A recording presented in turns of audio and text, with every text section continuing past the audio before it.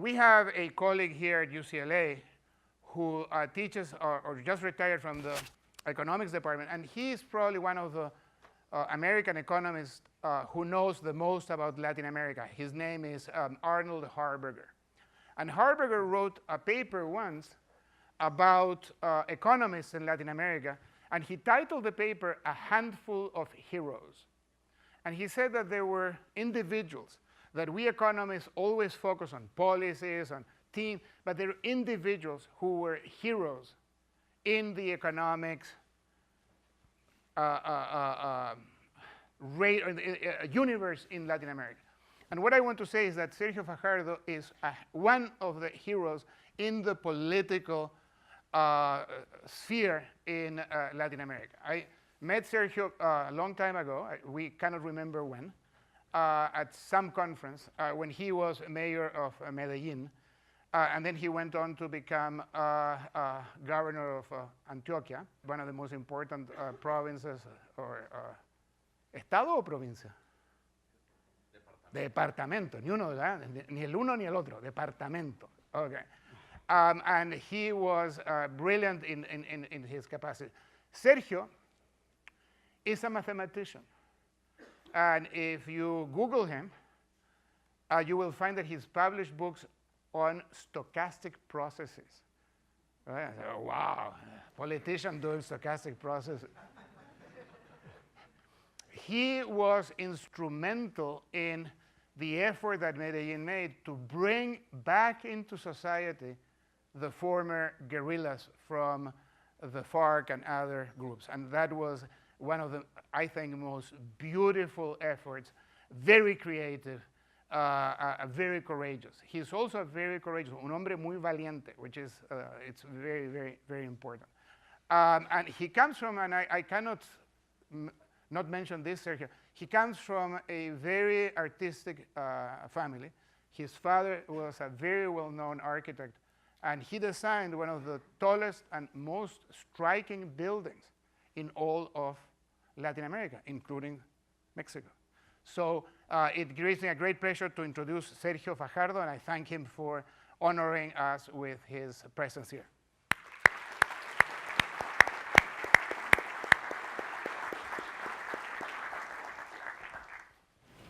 I'm very glad to be here.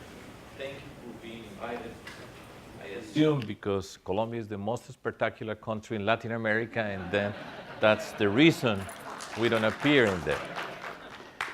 And I'm going to follow Lucy's advice. 20 minutes talk, no slides, please. So I didn't bring any slides. Then I'm going to talk to Sebastian, and we will have an interesting conversation. And then we will have time to answer questions from you. So I'm going to try to concentrate on that. I'm not going to talk about Medellín. I'm not going to talk about Antioquia. I'm going to talk about Colombia. And we are in trouble. I wish I could say something differently, but in Colombia, I think we are in trouble. I was a presidential candidate last year. 9 months ago, we had the election. I almost win, but it didn't work. But there are many lessons, and I want to reflect about my country and try to explain to you briefly this particular Colombia. Colombia is very unusual in many senses. In 1970, there were no Colombians in Chicago because we didn't have a dictatorship in 1970. And it's a very unusual. We still have a guerrilla group in Colombia being active. And we have many things that look very difficult from the outside. They are very difficult from the inside, but makes a Colombian something very particular, exciting, complex, and at the same time, traditional society. By the year 2000, the president was Andrés Pastrana. We had a peace process negotiation with the FARC, the biggest guerrilla group that we had in Colombia, and it was a failure. Back then, Colombia was the only country involved with narco traffic. Mexico didn't appear in the picture. And roughly speaking, Colombia fit this way of describing countries that is very powerful, and we were called a failed country. That's what happened in Colombia around the year 2000. Looked from the outside, they would say, this is a failed country in many senses. Today, 19 years later, we are a troubled country. We are not a failed country. We have gone through many things, but we haven't been able, when I say we Colombians, haven't been able to put Colombia on a track where we can look forward, have a vision, have a goal in front of us, but we still have to deal with a lot of contradictions among ourselves. We, in Colombia, we were united when we faced the threat of narco-traffic. Narco-traffic began around 1980. There is a name that everyone knows everywhere, Pablo Escobar, from Medellín, from my town. And since then, the Colombian people going through many stages, but we were united against the threat of a narco-trafficker that at the beginning thought that he could be Colombia's president. And we fought him. And we suffered a lot, but Colombia didn't give up, and we managed to defeat him, and we have been, and we are still dealing with narco-traffic, but Colombia survived, and we were united in principle. I'm talking in intuitive terms. Then we had the FARC, this guerrilla group, very powerful guerrilla group, that thanks to narco-traffic was able to survive. Their Berlin Wall came down, but the FARC stayed there. And again, in Colombia, we were united, this is very intuitive as I say, against the FARC. And we managed to survive very difficult times, and Colombia continued. At the same time, Colombia was very stable in democratic terms. We didn't have a dictatorship, we have regular elections. The management of the country was always very serious. From the macroeconomic point of view, Colombia was very reliable, with what we can expect from Latin America, very stable. So a country that has all these problems, and at the same time, in the economic terms, some institutional terms, very stable. That's strange. It's a difficult mixture to understand and to handle. Álvaro Uribe came the year 2002, and then after his period, he concentrated the security of the Colombian population. 10 years later, 8 years later, his former defense minister, Juan Manuel Santos, who worked with him, became the president. Santos became the president because he was the one chosen by Uribe to continue. And then Santos moved on to negotiate a peace agreement with FARC. And since then, we have been having a lot of trouble in Colombia because Álvaro Uribe, former president, and Santos, then president of Colombia, who were close together when they were fighting the FARC, then they split. And it has been very costful to Colombia because the country has been divided. Now that we were facing the possibility to leave behind FARC, to move beyond narco-traffickers and start working together, we haven't been able to do it in a serious, coherent way with the opportunity that we should, and I think we deserve as Colombians, to move forward and to have a different path in our lives. And since then, we have been having a confrontation, a political confrontation, that got to the point that in the year 2016, we'd have a plebiscite in order to approve the peace agreement, and those who were against the peace agreement, led by former President Uribe, won. The no won by basically half and half. A divided country that after all these years, we weren't able to agree among ourselves to have peace in our country. There are many reasons for that.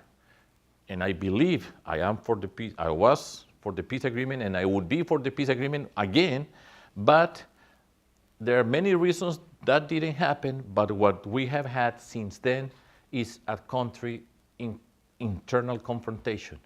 We face narco-traffickers, we face FARC, but then when we were let in our own we Colombians, we haven't been able to work it out the way we should have done it. And then we had election last year. As I told you, I took part in that election. I finished third, and the country has been polarized. Again, the president is Iván Duque. He won the election. He was the one chosen by former President Uribe. Again, he has chosen the guy who is going to lead the country, and we have been facing a very difficult situation in Colombia, because what is happening with the peace process that should be elaborated, that should have, after we signed it, because we signed it as a country, we are having trouble with the implementation of the process. We are divided again because the process that we never managed to have as an excuse to put us together on the same path, and the country is under permanent tension. I believe that Colombia right now doesn't have a north, in the sense that is something where we are heading. We are always in tension. We are discussing President Duque, who is, I think he's a decent, honest guy, serious guy, but he didn't, from my point of view, and I said this respectfully there and here, he didn't have the experience to lead the country. He had never had an experience leading a team, a group, let alone leading a conflict like the ones that, or the type of conflicts that we have in Colombia. So our country is in permanent tension. We don't have, as I say, a goal that we can say we are moving in this direction, and that's the Colombia that we have today. Putting together a fact that we have Venezuela by our side. And we will be talking about Venezuela. I don't have the formula, and I'm sorry, I wish I had it.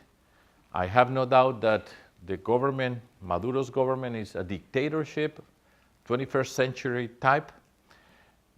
They have been destroying their country, and Colombia, in the main place, is suffering because we right now have in Colombia, roughly speaking, close to 1.5 million Venezuelans who have had to come to Colombia to live in our country because they cannot make it in their own country.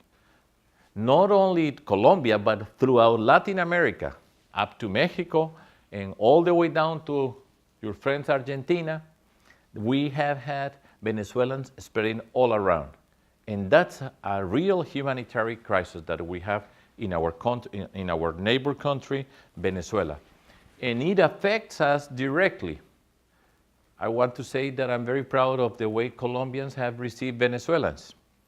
In these times that we are living in, the way immigration is seen in many countries, here in this particular country, United States, in Colombia, even though the difficulties that we have in the towns where Venezuelans are coming to our country, they have been mostly welcome, with plenty of needs, because we have plenty of need on those towns by themselves, but we haven't had something that we should be ashamed of. But the problem is very serious. The conditions that we have on the border are very difficult, and what we are facing in Colombia today and what it has been happening, the way that President Trump with President Duque, also President Bolsonaro from Brazil, Brazil and Colombia are the ones who have the borders with Venezuela that are directly affected, most directly affected. And the interest of the American government, the way this is going, doesn't look good. And we have to think about it. We can talk about that a little more. And it's very precarious, the situation, very dangerous. And the usual thing is that when you have a outside enemy, then people rally behind, for example, in our moment in Colombia with President Duque. He had a very low acceptance after he became the president, very low, around 25%. But since we have this problem with Venezuela, his acceptance has been moving up, and now he has a positive image around 45% and 55% negative image, but it used to be 25. So there is always this cloudy part of what happens in society where the possibility of confronting the dictator right in front of us, people get rallied about the possibility of that confrontation. That is, I think, is very dangerous on either side. Having a military intervention in Venezuela would be the worst mistake that we could make in Colombia or in Venezuela. We have to make sure that and work for the release and the welcoming back of democracy in Venezuela. That I have no doubt, but we have to be very careful because we are handling with a government that we don't know how may react, and what is happening is very dangerous, and Colombia would never profit from that, and Venezuela would never profit from that, and that would be terrible for Latin America. I go back to Colombia. As I said, this is a divided country. We have a permanent tension, political tension. We haven't been able to work together. The peace process should have been the excuse for us to unite ourselves and have a common goal in our society. That was the moment that many of us were waiting for many years. But the way it has turned out, the way we are handling the discussions that we have today is not allowing us to get together in order to move forward together as we should and we deserved. There is a point that we have, and it's common throughout Latin America. Sebastian mentioned it only through Mexico, but Costa Rica, that I agree with the description that you make of Costa Rica, but throughout, including Costa Rica, corruption. Corruption is a cancer that we have in Latin America. And I was a candidate last year. I went throughout Colombia, through all places, throughout our geography. And in Colombia, there is a very deep feeling of anger about the way the public office is being held, what governments are doing, about the way corrupt people have been handling Colombian affairs. It's very deep. This is not a small thing. It's very deep-rooted, the indignation that we have through our country. And a country, as is happening in Latin America, some of the positive things that have happened in Latin America, in particular in Colombia, how the middle class has increased. We have people who are better educated, more conscious, more willing to take part in politics, and corruption is an issue that nobody can ignore because it's very deep, and people would not accept corruption as a feature of handling the country's affair in Colombia and I think in Latin America. And that has to do, I like Mexico very much. I'm a professor at Tec of Monterrey, and I think one of the reasons AMLO is there is because the corruption that they have in Mexico. You said it, and that's the case, and it's going to happen everywhere. Venezuela is a corrupt country, Nicaragua is a very corrupt country, and corruption doesn't distinguish ideologies. And the citizens of Latin America, we are not going to accept corruption as a determining feature of what we do. So in Colombia, we are facing that challenge. How are we going to get together for once? We should be united, not because we were facing a common enemy, narco-traffic or FARC, but we have to get together because we, for once in our lifetime, we have a common project that we can develop all the richness that we have in that extraordinary country that's Colombia. Colombia is the most biodiverse country in the world, according to our size. What we have, the potential that Colombia has is extraordinary.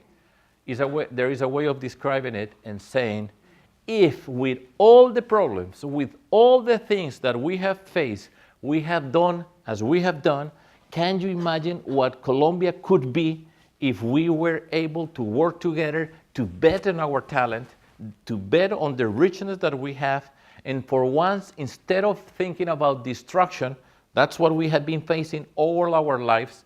In a very resilient country, we were thinking about construction, development, the talent that we have, and the possibilities that we have. Colombia, I think, as no country in Latin America, has all the chances, but it's up to us. And up to the moment, we haven't been able to be delivering what we have to deliver for ourselves. I realize that I'm talking as a presidential candidate.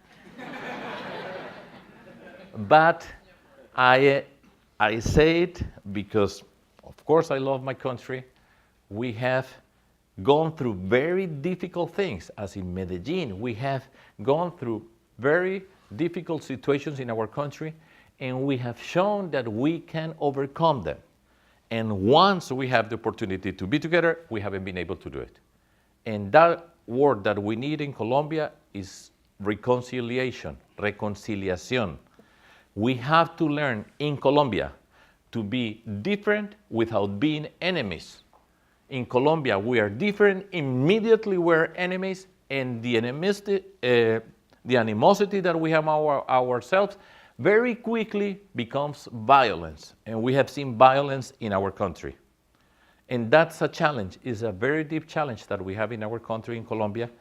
With all the stability that it has had, we have a central bank that works correctly. We have institutions that are more or less stable. The justice system has been decaying, and that's part associated with corruption and the scandals that we have had. Odebrecht, I don't know if you're familiar with the word Odebrecht, but that's an expression that shows the destruction in Latin America. Brazil was an example for us in Latin America in many senses, but Odebrecht has been that chapter that I don't know how many years it's going to cost us to overcome it, but the pain that we have gone through because corruption is incredible. So that my time is up, but that's a very brief description of Colombia. Let me summarize what I just said. Colombia, a country that was able to overcome very difficult situations. We would get together when we were confronting destruction, narco-traffic guerrillas. Once we had the opportunity to move on to a new page, we have been divided and we haven't been able to get together to get the best out of us. We are in trouble, and that trouble is an expression of all what we can be, but we haven't been able to deliver because we haven't been up to the challenge that we have. It has all the opportunities, Colombia. As no country in Latin America, we have faced the most difficult times, and we have shown that we can act and respond to the most difficult things. And we are at that time where we have the challenge to be, again, as I said it before, to be up to what we deserve as a society. That's what Colombia is like right now. I'll talk to Sebastian and I will get some questions from you. Thank you. If we had a documentary, so let me put it here in visual terms, and we think of the Colombia that you would like to see having been in politics and very successfully until last year. Well, you know, you like soccer. Yeah. There was a coach in Colombia whose name was Francisco Maturana. He was the coach of the Colombian national team. And he said, perder es ganar un poco. Ah, beautiful. That's Well, like, translate. Yeah, to lose is to win a little, for those of you who don't. You never know. Yeah, yeah. So like el gran torero, the bullfighter, el gallo, he said, lo que no puede ser, no puede ser. Y además, es imposible. Huh? So it cannot be, cannot be. And But I can also add something. I said, you know Philip Roth, the writer? I read once an interview with him, and they asked him what would he like for his epitaph. Yeah. And he said the following thing. And he mentioned, I heard it from a boxer. And he said, I did what I could with what I had. Good, excellent. So let's go back to... Back to Colombia. No, this is provides a good... So if we look at this documentary, how would Colombia look like 30 years from now, 25 years from now, a generation from now? So the reason I'm asking is that you are a mathematician, we teach mathematics here. So if we use dynamic programming, we go to the solution, and then we walk back the optimal path. So if we have a vision, this is how realistic vision. I mean, I ask these questions often, and some people say, oh, we want Bolivia to be like Finland in a generation. It's not going to happen, right? So you have well, it would have to grow at 20% a year for 25 years. That's the mathematics of gaps. Realistically, what's your vision? A generation from now, what kind of Colombia would you, beyond reconciliation, and I mean, how would it look like? For instance, it's very well located geographically. I mean, for someone who comes from Chile, we are at the very end of the world. You guys have a fantastic, you have the Pacific Ocean, the Atlantic Ocean, the Caribbean. I mean, what's your vision, one generation from now? Two things would be happening in Colombia. You would like to happen, not what will happen, but what you would like to happen. I think will happen. Okay. One, with this conflict being finished, Colombia could use the rural sector in order to produce in a way that we can do given the quality of the environment that we have, the biodiversity that we have. Colombia is very rich from the biodiversity point of view, the environment, and if we manage to have peace, that I think we're going to have it, still have some suffering ahead of us, but 30 years from now, for example, Colombia should be leading the world again regarding the environment and what happens in the countryside. Right. That's one thing. In Colombia, and that's the reason why I'm here and not in the math building, that's where I should have been under normal circumstances.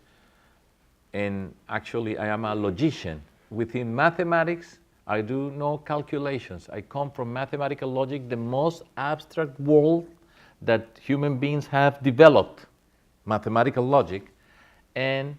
But the reason I'm here, and I deeply believe in what we have to do, is Colombia will be far more educated.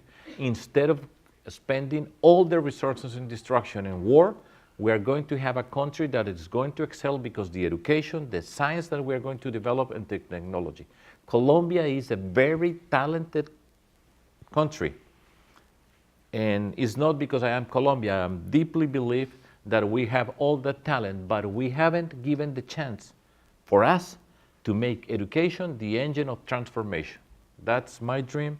And that's what we have to bet, and we will be dealing with inequalities. We would be dealing with the culture that we have to change in many senses, and the path to Colombia has to be education, and it can be done. We have the people, and that's my bet. So let me follow up on that. How is that going to happen?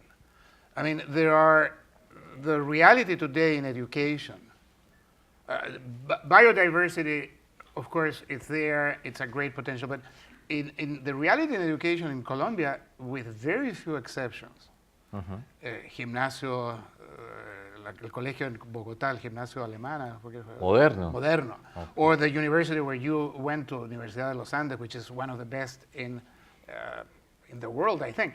But Colombia, right now, if you look at all the international tests, it's doing very poor. How is this going to happen? What are the triggers? I mean, you think that once peace comes, all of this will be sort of spontaneous and normal? It will be like a spring. Peace comes, and then the Colombians will say, wow, now we can do these things? Yeah, Yeah. I do. I do believe that. And so let me follow up on that one. So in 1958, Frente Nacional? Yeah. Yeah. So in 1958, Colombia came to an agreement, and people sat around and said, let's stop killing ourselves. And the two political parties agreed alternancia, alternate in government, so it would be a democracy, well, there would be alternation, and parity, paridad, where independently of who was in charge, the cabinet would have members of the other party. And that was in 58, which is, I don't know when you were born, but I was alive in 58, so it was not So was I. Yeah, so it's not a long time ago. We are young. why cannot that be done again, or can it?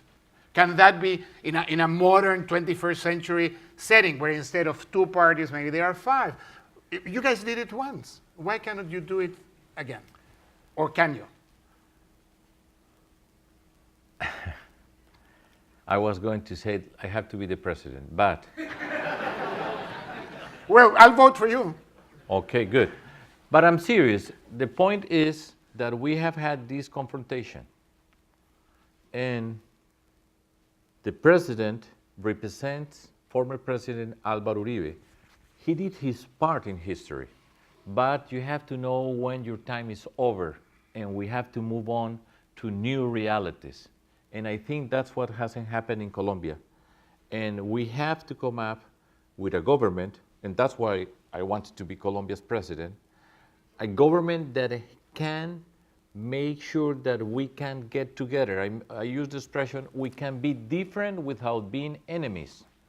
But you have to have, in politics, a way of weaving together Colombia in a way that we can work together. And that has to do with reconciliation, because we haven't had that reconciliation in Colombia. And we don't know how to work together. And that's why you need a government like the one that we wanted to lead in Colombia, a professor being a president. I am a professor. So am I, huh? Yes, I know. And we professors have some qualities, even though some people look at professors with some sort of suspicion. But we professors have to have a quality that makes us special human beings in society, is we have to get the best out of our students. And when we, a professor, go to public service, we have to get the best out of our society. So we don't come into power with resentment. We don't come to destruct things, but we come to get the best out of Colombia. And Colombia has plenty of conditions that we haven't been able to use for decades. More than 60 years, we haven't been able to use the talent that we have, because we have had violence every now and then in one form or another, and we haven't been able to give ourselves the opportunity to create. And that's why I am a professor, and I deeply believe what we do in politics, which is get the best out of the communities, out of the society. And we did it in Medellín.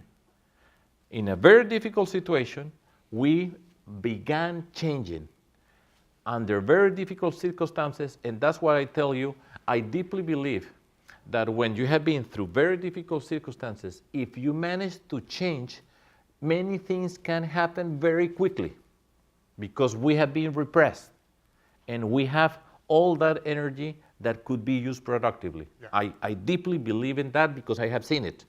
I will ask you, we're running out of, this is fascinating. I will ask you 2 or 3 questions, then we'll open up for a very, very brief one. So if I understand what you're saying, if former President Uribe decides, say, to join a monastery and not to opine anymore, that would help? So you can say yes or no. We have to take him into account. But he's too involved. He's very involved, and he has the right to be involved. And I'm going to use an expression that I used in Colombia. And I know that I'm going to get into a difficult territory. I said, yo no soy uribista ni anti-uribista. Do you understand what I'm saying? I'm not uribista. Yeah. And they said, and people will tell me, then you are nothing. Because the way they understand the world is you are with me or against me. There is no other position to be held in Colombia. And I said, we define ourselves by affirmation. We define ourselves by the things that we can do. And we don't define ourselves because I am against him or with him, but we are building a new path in Colombia. It's a different territory. And I think the main mistake that President Santos made, and I knew I'd get to this point, was not to get him involved with the peace process. Santos won the election because he was chosen by President Uribe. He was the Minister of Defense of a government that took pride because they were fighting the guerrillas and the way they had changed the security conditions in the country. Had Santos involved Uribe, and I don't know that how had, I mean, how could he could haber hecho eso. Could have, yeah. He didn't get him involved in the peace construction, so he became an enemy. But we have to get a country that goes beyond Uribe or against Uribe. That's the challenge that we have. So yeah, send him to a monastery. It could be. Yeah. It could be a good idea, but since we are in a democracy, he had the right to choose where to go. So I'm going to ask you a really difficult question. I told you I was going to ask a really difficult question. And then I'm going to ask a really easy question, and then we're going to open up, okay? So this is the really difficult question. And he has it prepared. No. I tell you that I sent a colleague of mine who is not here in another department an email saying that you were here. And she sent an email to a student of hers from Colombia. And this is what the student wrote about you. And I wanted you to react about it. I'm going to read it in Spanish. Say it. And then I'm going to translate it, okay? Okay. So this is what they say about you, okay? Okay. Es un tipo encantador y parece muy sensato. Ciertamente es muy inteligente y tiene un discurso sobre la cultura y la educación que se vende muy bien en la clase media urbana privilegiada, que se cree liberal. Fajardo se autoproclama la opción de centro entre lo que él ha denominado dos extremos, la extrema derecha de Uribe y la extrema izquierda de Petro. Up to here, everything is fantastic, right? I'm prepared, don't worry. Sin embargo, esa idea suya de centro es falaz. Es mucho más cercano a Uribe que a Petro. That's it. What's your reaction? What's the question? No, your reaction to that. No, it's your reaction to that. So for those of you who need translation, this person says he is charming, obviously very intelligent. He has an amazing presentation and delivery. He has presented what seems to be really sensible middle of the road between Petro from the extreme left and Uribe. And then, but in reality, you are more an Uribista than not. I'm sure that lots of people say this to you in Colombia. So this is not new for you. It comes from someone who. So I wanted to read this to you so that you can tell us your reaction. Yeah. I never answered that question. Okay, so you don't have to answer it. But I'll tell you why. Okay. Because that's exactly the mistake that we made in Colombia. You had to be either with Petro or with Uribe. And we are different. We are building a different approach to society, to politics. We do it differently. So then people try to put us in some place and argue that you are close to this or that. And that's not the case for us. So I don't worry about the question. I don't really answer that question. But it's a great answer. Not answering it is a great answer. Saying that is an old dichotomy, and I don't exactly. play. Yeah, I think that's the one they want to play in Colombia, and we are not playing. Great answer. So now the easy question, or I don't know if it is easy. Do you think that once Maduro is over and we go back to democracy, real democracy, without a coup, as you said, as I intimated, the military solution it would be a disaster. Do you think that Latin America or South America should try to revive Bolivar's dream and work towards the South American Union, something like the European Union? Is that, or do you think that that would be a waste of effort and it would end up badly? This is an easy question, right? Yeah, sure.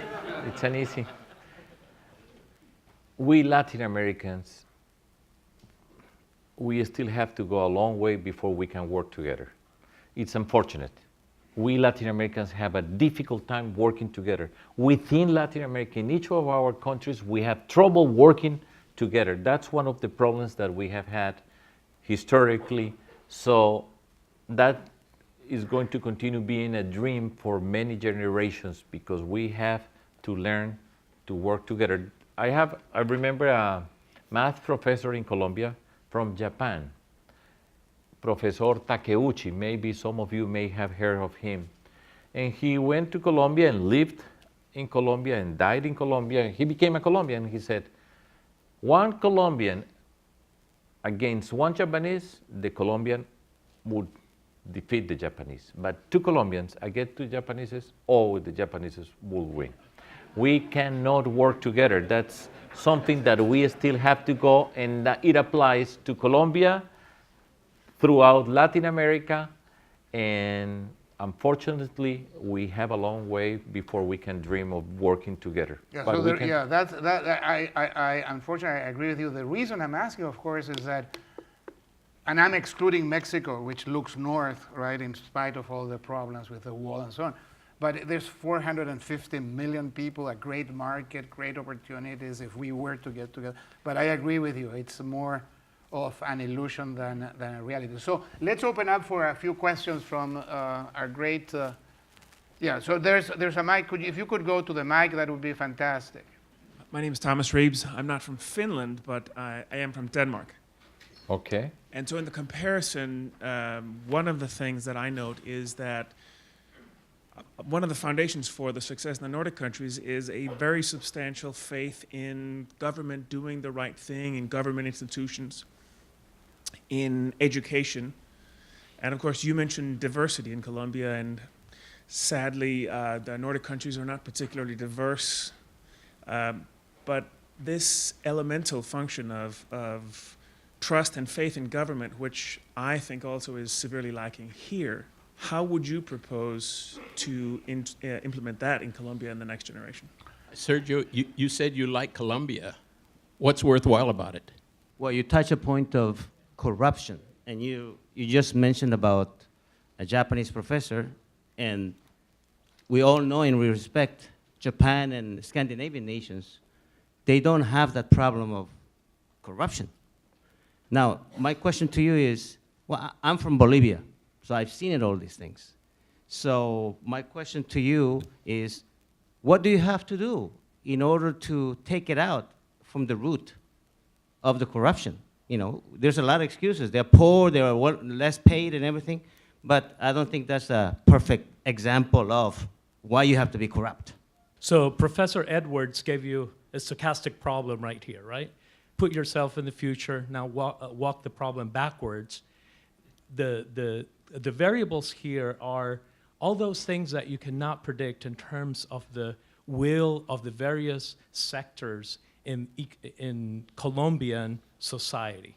How do you reconcile all those sentiments, including the email that you brought up, and all the interests in Colombia and around you in order to get to that final state where you want to be in? And that's, I suppose, Colombia's gap challenge. Hi, my question is, what is the number one thing that you carry with you from your time as a mathematician in your political career? Sergio, once again, thank you for being here. So my question for you is, you mentioned that you managed to lead change in Medellín, and your vision for Colombia also includes education. We know that despite the screaming need in the region, both social issues and education are usually not on top of politicians' agenda. So my question for you is, how did you manage to overcome political resistance and interest groups, and how do you see, more change going forward? Okay, great. Yeah, last question. Yes, Sergio. My question is in regards to how the whole Medellín innovation was sort of executed in terms of like the tram integrating the poorest communities of Medellín into, which facilitated their involvement in the economy of the city. Do you see similar solutions in not only the major cities in Colombia, but also throughout Latin America? Lots of good questions. Let's see. I'm going to try to answer 4 at once. and it has to do with institutions and reconciliation, corruption, and so on. And with the one about mathematics. I told you that I come from mathematical logic. In mathematics, mathematical logic is, roughly speaking, that part of mathematics that provides the foundations so that mathematicians can work. And what they do is apply, and it's what's called truth, right? Logic is the foundations of that building. The way I approach life has to do with principles, values, what we call would be the equivalent of the axioms. Colombia has to have solid foundations in order to unleash the talent that we have. And the solid foundation means we have to rebuild the institutions. That would be the way to handle corruption, where we need some rules that are respected, where we have a way of behaving that shows in a very simple way that transparency works, and make sure that we make pedagogy the way of, and that's the way I approach things, as I mentioned before, the way we relate in Colombia. And the way I look at this is what the principles that we have are example. We have to lead by example in Colombia. And many times you will say, well, but it all depends on you, being you such a nice guy or whatever, but we have to give example. And in Colombia, we can do it. We can have those foundations in a way that people will respect them. That's my deep conviction, my deep belief, and I think we can do it, and it had to do with all these institutions that we have to build. We have to have solid foundation, and we have to do it by ourselves. Now, I'm going to give you an example of something that is interesting in politics. We were in the presidential campaign, and usually I will be talking about education. When I talk about education, education is a wonderful word because everyone, roughly speaking, relates positively to education. If I say education, nobody will say, how bad? Now, education usually refers to the school system. The way I understand education and the way I use education is associated with the school system, of course, but science, technology, innovation, entrepreneurship, culture, those activities where we develop our talents. So it's more than just the school system and improving the PISA results in mathematics, where we are behind. Chile is the one who is doing the best in Latin America, but making a broader understanding of education, of talent, and realization of people. Now, I was talking to a pollster during the presidential campaign because people will tell me, and during the campaign, I was identified, and I was very happy to be identified like that, like the professor. I was called the professor who is going to be the president of Colombia. Actually, just a short anecdote, when in the year 2010, President Santos would refer to Antanas Mocus, I was his vice presidential formula, in a despective way saying professor, because we were considered of being of a lower level within society, in Colombia society. This campaign, the last week of campaign, when we had a few debates, all the candidates, they were saying, I am also a professor. So everyone wanted to be a professor, and I said, we already did a lot of work here in Colombia because everyone wanted to claim that they were also professors, that I wasn't the only professor that we had as running for president. But what I wanted to tell you, and this is very powerful, when you look at the polls and they ask people surveys, they say, what's the main problem that you have? They will say security, the health system, unemployment, and mobility. And if you look at that, education, the word education would appear 7 in any Latin American country in general. And when we were discussing within the campaign group, some people were telling the pollster, you have to tell him not to talk or not to use that much the word education. And the pollster said, don't make that mistake. Because the problem is, or what happens with these polls that we have is, you always ask people what's the main problem that you have, but you would never ask what's the solution. And if you ask anyone what the solution would be for the problems that we have in Colombia, they will say education first. And we have been relating to people, and that's the narrative that we are building, saying we have the talent, we have the capacities. With these communities, we can change the world. And then betting on education, we are the ones who mean hope. We don't do politics talking about other people, insulting other people, saying you are like this and that. I never insult anyone in my life, never. I never respond to attacks. And that way of doing things is the one that gets the best out of people. And we mean hope. And that's what we have to go through, and that's what we have been going through in Colombia.